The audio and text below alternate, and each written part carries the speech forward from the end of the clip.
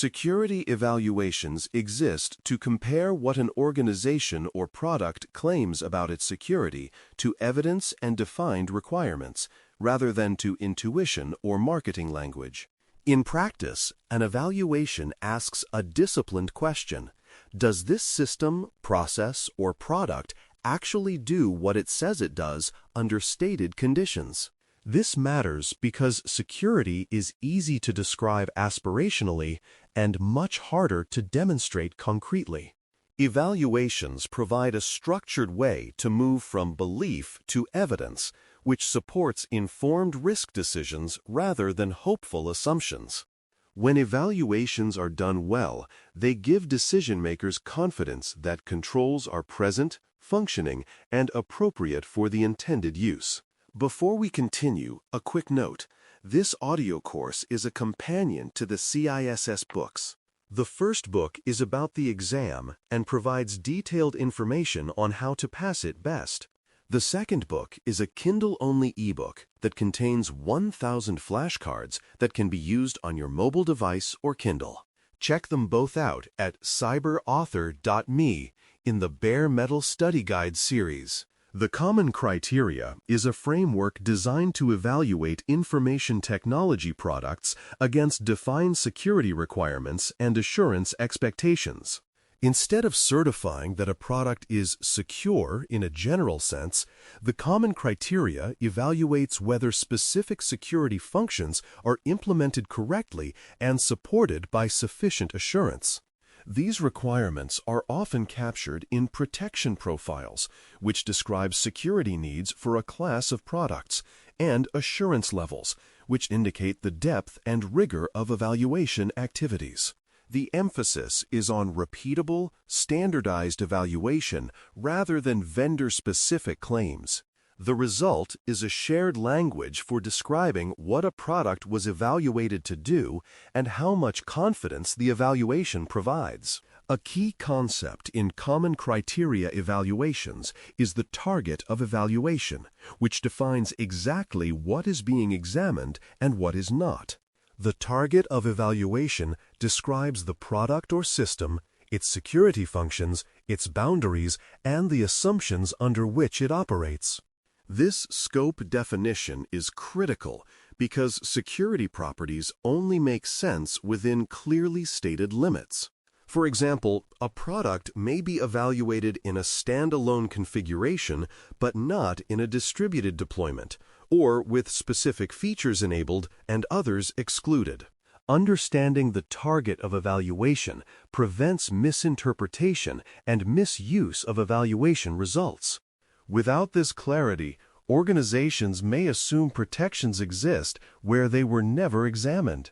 Assurance evidence is what supports confidence in an evaluation, and it goes beyond functional testing alone. Evidence can include design documentation, architectural descriptions, threat analyses, test plans, test results, and vulnerability assessments. The goal is to show not only that a control works, but that it was designed thoughtfully and implemented consistently. Higher assurance levels require deeper analysis and more extensive evidence, increasing confidence, but also cost and effort. This trade-off is intentional because not every product or system needs the same depth of assurance. Assurance evidence turns evaluation into a disciplined engineering review rather than a surface-level checklist. The Risk Management Framework, spelled out as Risk Management Framework on first mention, approaches evaluation from a system and organizational perspective rather than a product certification perspective. It describes a structured process for managing risk through system categorization, control selection, implementation, assessment, and authorization. The emphasis is on understanding what the system does, what impact its failure would have, and what controls are appropriate for that risk profile. Rather than producing a one-time certification, the Risk Management Framework integrates evaluation into the system lifecycle. This makes risk management an ongoing activity rather than a snapshot in time. Within the Risk Management Framework, Assessment and authorization decisions are central because they explicitly connect evidence to risk acceptance. Assessment activities evaluate whether selected controls are implemented correctly and operating as intended. Authorization decisions are then made by accountable officials who accept residual risk based on that evidence. Ongoing monitoring ensures that changes in the system or environment do not silently invalidate prior decisions. This emphasis recognizes that systems evolve and that risk is dynamic rather than static. The framework's strength lies in making risk acceptance explicit and documented rather than implicit and assumed. ISO/IEC 27001 describes requirements for establishing and maintaining an information security management system, focusing on governance rather than individual technical controls. The standard emphasizes a management-driven approach that includes policy, risk assessment, control selection, training, and continual improvement. Instead of certifying a specific product or system configuration, ISO/IEC 27001 evaluates whether the organization has a functioning management system for information security. This shifts the focus toward processes, accountability, and consistency across the organization. The intent is to ensure security is managed systematically rather than handled through isolated technical fixes. ISO/IEC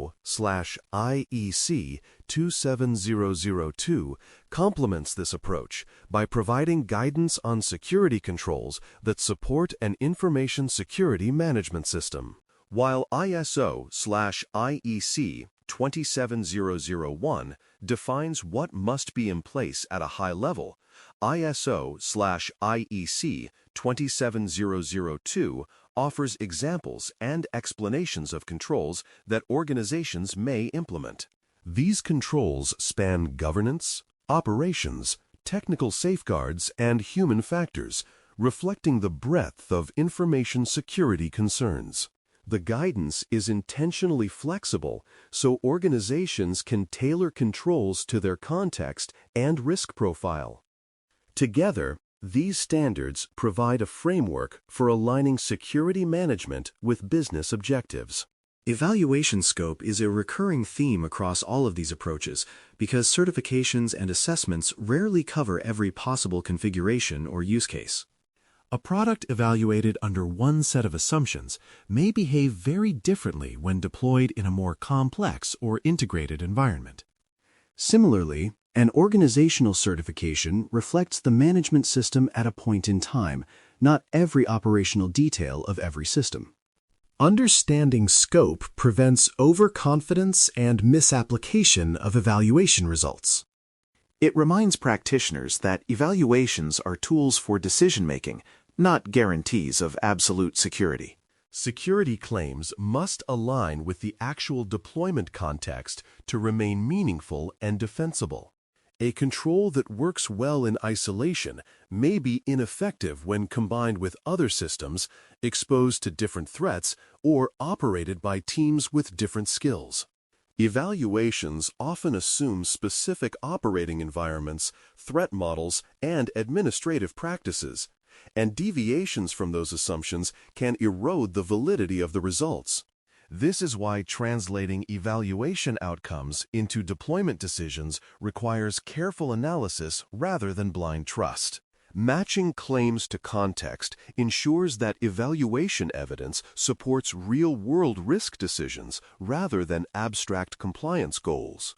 Independent assessment plays a critical role in increasing confidence because it introduces objective review by parties who are not invested in the outcome. Independent assessors examine evidence, test controls, and challenge assumptions in ways internal teams may not. This independence reduces bias and increases credibility with regulators, customers, and partners. It also helps uncover blind spots that arise from familiarity or organizational pressure. While independent assessment adds cost and effort, It strengthens assurance by ensuring that conclusions are grounded in observable evidence rather than internal optimism. Documentation quality significantly affects the value of any evaluation because it determines whether results can be understood, repeated, and relied upon over time. Clear documentation explains what was evaluated, how it was evaluated, and what evidence supports the conclusions. It also enables future assessments to build on prior work rather than starting from scratch. Poor documentation, by contrast, makes evaluations fragile because knowledge is lost when people leave or when systems change. In security, where continuity matters, documentation is a control in its own right rather than an administrative afterthought. Continuous monitoring is what keeps evaluations relevant as systems, threats, and business needs evolve. Without monitoring, evaluations quickly become outdated snapshots that no longer reflect reality. Monitoring activities track changes, detect control degradation, and provide ongoing evidence that security objectives continue to be met. This aligns with modern environments where change is constant and rapid. Continuous monitoring transforms evaluation from a periodic event into a sustained assurance capability that adapts alongside the system. Security evaluations provide structured assurance by linking claims, evidence, and standards in a disciplined way. Frameworks like the Common Criteria focus on product assurance. The Risk Management Framework focuses on system and organizational risk decisions, and ISO/IEC standards focus on management systems and governance. Each approach serves a different purpose and addresses different questions about trust and risk. The common thread is that evaluations replace assumption with evidence and intuition with structure. When used thoughtfully, they enable informed decisions about security posture, residual risk, and accountability in complex environments. Thanks for listening. For more audio courses, daily newsletters, and more, please visit baremetalcyber.com.